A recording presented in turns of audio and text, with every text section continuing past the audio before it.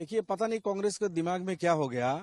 BJP सांप्रदायिक है, हिंदू ध्रुवीकरण करके बीजेपी नैया पार कर रही है। तो इस जिस मुल्क में 85% हिंदू है, उसको एक करने के लिए बीजेपी लगे हुए हैं।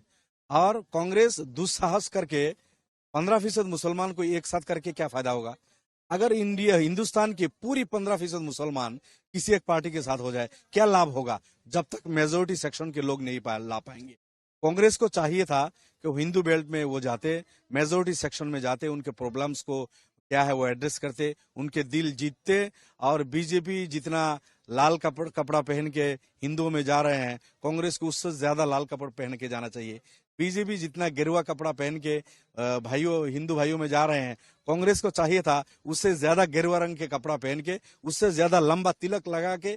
वो लोग अगर दिन में 2 मरतबा मंदिर जाते हैं, कांग्रेस वालों को चाहिए था दिन में 5 मरतबा मंदिर में जाके हिंदू भाइयों का दिल जीतते, हिंदू के वोट लाते, तब जाके मुसलमान के वोट से उनको फायदा होता। सब वोट तुम हिंदू को दे दोगे, मुसलमान के 15% वोट लेने से ये 15 एमपी से तुम्हारा क्या फायदा होगा। अब पूरे पार्लियामेंट में सिर्फ 25 या 26 मुसलमान एमपी थे।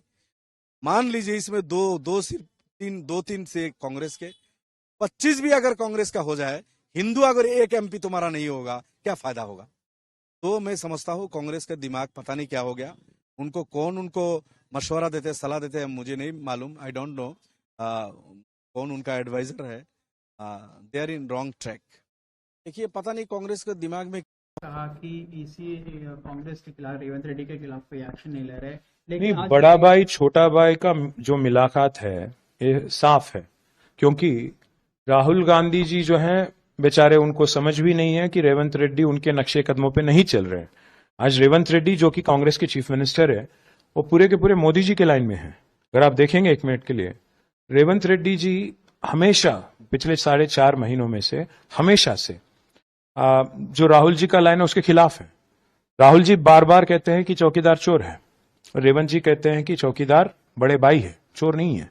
राहुल जी कहते हैं कि अदानी फ्रॉड है, रेवंत जी कहते हैं कि अदानी फ्रेंड है। राहुल जी एक बार बार कहते हैं कि गुजरात मॉडल बेकार है, रेवंत जी कहते हैं कि गुजरात मॉडल शानदार है और तेलंगाना भी उसी रास्ते पे चलेगा। राहुल जी ये बोलते हैं रामलीला मैदान में कि लिकर स्कैम हुआ ही नहीं, अरविंद केजरीवाल को अरेस्ट करना गलत है। पर रेवंत जी कहते हैं कि लिकर स्कैम हुआ है, कविता जी को अरेस्ट करना सही है। और आखिरी में मैं ये भी कहूंगा कि अब रेवंत रेड्डी जी का जरूरत देखिए कि वो जाते हैं दिल्ली कोई टीवी प्रोग्राम में भाग लेने, और वहां कहते हैं कि अगर देना है तो मोदी जी को वोट भी दे दो, कोई फर्क नहीं पड़ता।